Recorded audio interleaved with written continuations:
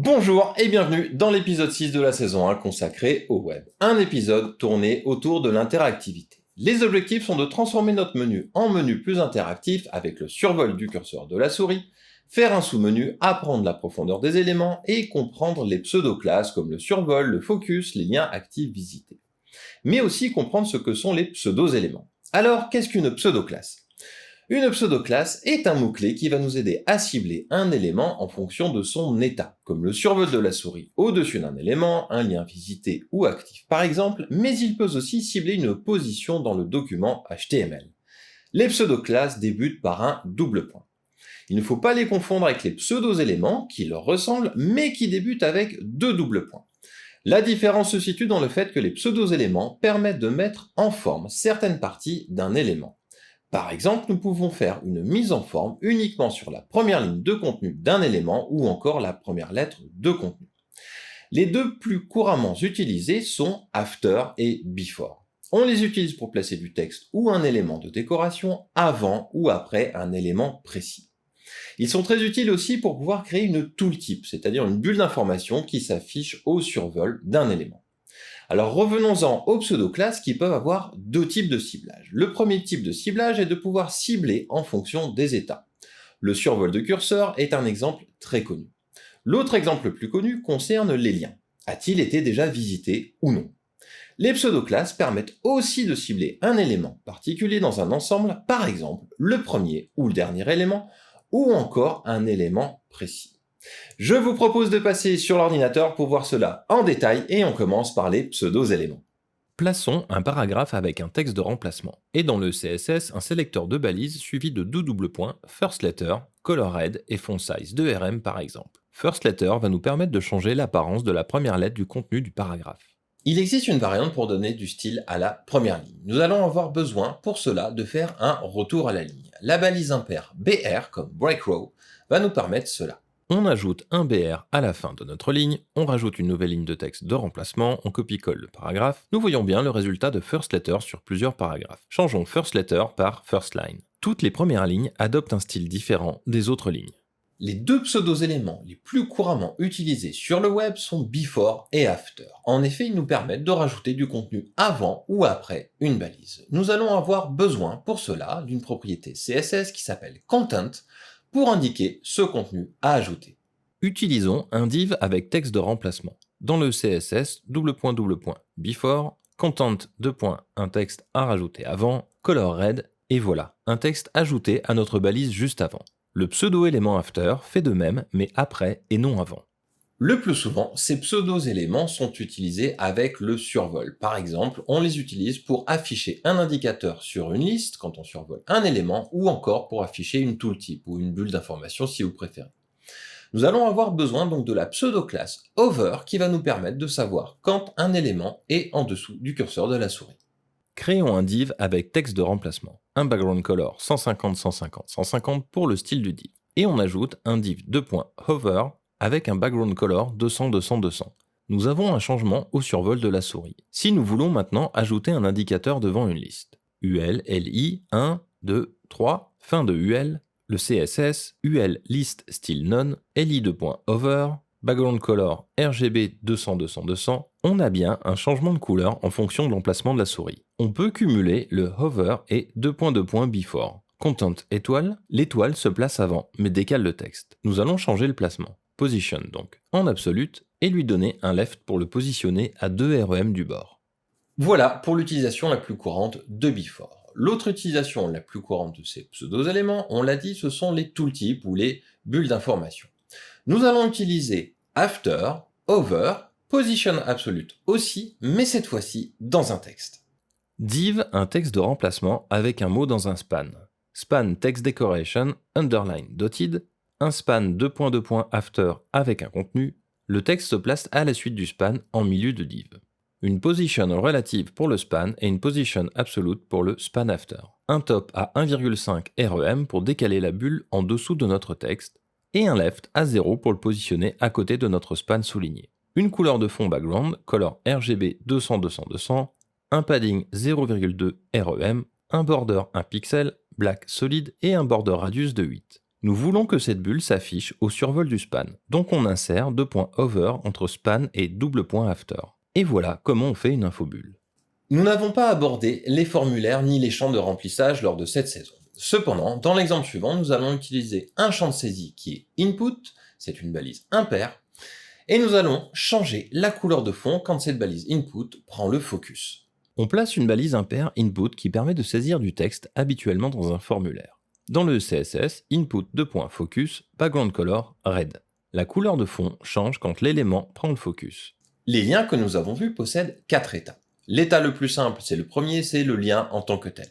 Le deuxième état, c'est le lien quand il a été visité. Ça, c'est très facile. Le troisième état, c'est quand on est survolé par la souris.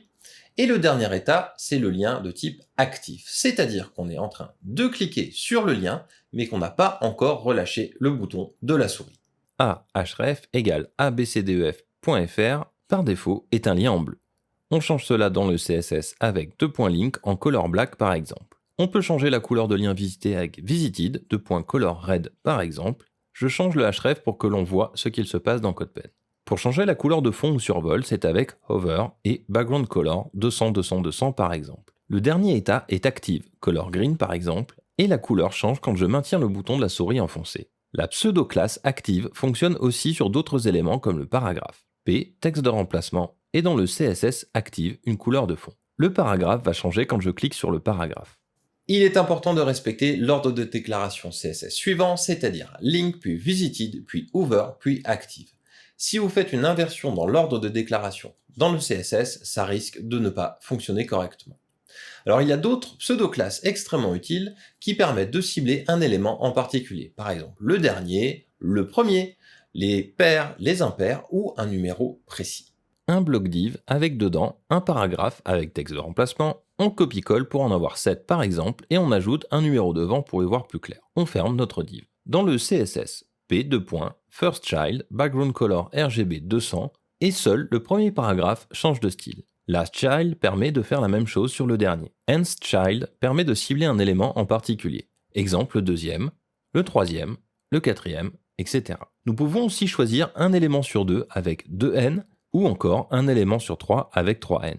Nous pouvons aussi choisir le premier à partir duquel cela s'applique. Par exemple 1 sur 2 à partir du premier, 2n plus 1. À partir du deuxième, plus 2. À partir du troisième, plus 3.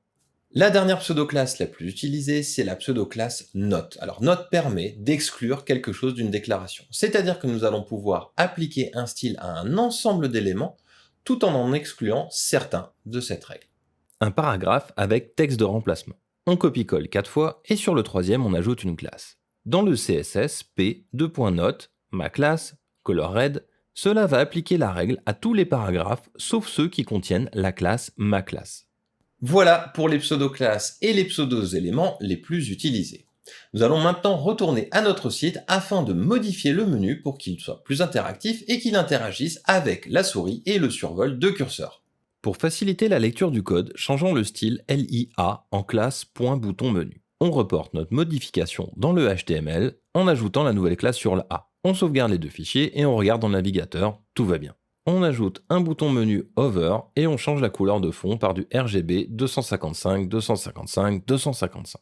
La couleur du texte par RGB 56, 56, 56 et la couleur de bordure aussi. On sauvegarde et on regarde le résultat. On a maintenant un menu qui réagit au survol de la souris. Nous allons maintenant ajouter un sous-menu qui va apparaître au survol du menu en dessous du menu. On sait déjà comment faire avec des UL et LI que l'on va ajouter dans notre menu. On ajoute donc un UL class sous-menu LIA href sur page1.html sous page 1 et un deuxième LIA href rien sous page 2. On copie-colle tout cela sur le bouton une autre page en changeant sous page 1 par 3, 2 par 4. On sauvegarde et on regarde. Les sous-menus apparaissent et doivent maintenant être stylisés. Classe sous-menu display flex, justify content space evenly, list style type none, min width 100, text styling center. On sauvegarde et on regarde. On va ajouter des marges, bordures et une couleur de fond pour faire une unité graphique avec les boutons. Margin 0,5 REM, padding 0,4 REM, 0,2 REM, background color RGB 56, 56, 56, color 255, 255, 255, border 1 pixel solide RGB 255, 255, 255 et border radius 4 pixels. On va changer aussi les liens. Point sous-menu A, Text Decoration, None et Color. On sauvegarde et on regarde. Et il ne nous manque plus que le hover du sous-menu à styliser. Point sous-menu A, hover, Color RGB 000 et Background Color 255, 255, 255. On sauvegarde et on regarde. Il n'y a plus maintenant qu'à faire disparaître et apparaître le menu en fonction de la souris. Dans la classe sous-menu, on fait Display None pour ne pas l'afficher et on va ajouter un hover sur le LI du menu principal. Nav li2.hover, puisque c'est au survol de ce LI là que le sous-menu doit s'afficher, point sous-menu Display Flex. On sauvegarde et on teste. Il nous faut juste régler la hauteur de notre bandeau de navigation en taille pour éviter ce décalage. Dans le nav, on change le height à 5VH. On sauvegarde et on regarde, très bien. Mais si on clique sur le lien, page 1 possède encore l'ancien menu et sans les nouveaux changements. Le plus simple est de copier-coller tout le contenu de nav de l'index vers la page 1.html. On sauvegarde et on reteste. Il y a un petit problème quand on passe la souris sur le menu. Le sous-menu est caché, il est en dessous de l'image. Alors, dans une page web, les éléments sont placés sur des calques, on appelle ça une profondeur. Le navigateur gère cela pour nous automatiquement, mais il est possible de forcer le réglage de la profondeur de ces calques avec Z-index. Nous allons augmenter le Z-index de notre LI dans le CSS. Nav UL LI, Z-index à 100 devrait le faire passer au-dessus. On sauvegarde, on regarde, et voilà, c'est réglé. Alors sachez qu'on peut régler le Z-index sur des valeurs négatives pour envoyer les éléments en fond de page. Par défaut, le réglage est en automatique. Faisons bilan ce que nous avons appris lors de cet épisode. Nous avons appris à transformer notre menu en menu plus interactif avec le survol de curseur de la souris, à ajouter un sous-menu interactif lui aussi, comment fonctionne la profondeur des éléments, ce que sont les pseudo-classes comme le survol, le focus, les liens visités, etc., mais aussi compris ce que sont les pseudo-éléments. Je vous donne rendez-vous dans le prochain et dernier épisode de cette série pour créer un carrousel sans JavaScript dans notre page d'accueil, apprendre le concept d'animation CSS, faire le bilan de cette saison et penser à l'avenir.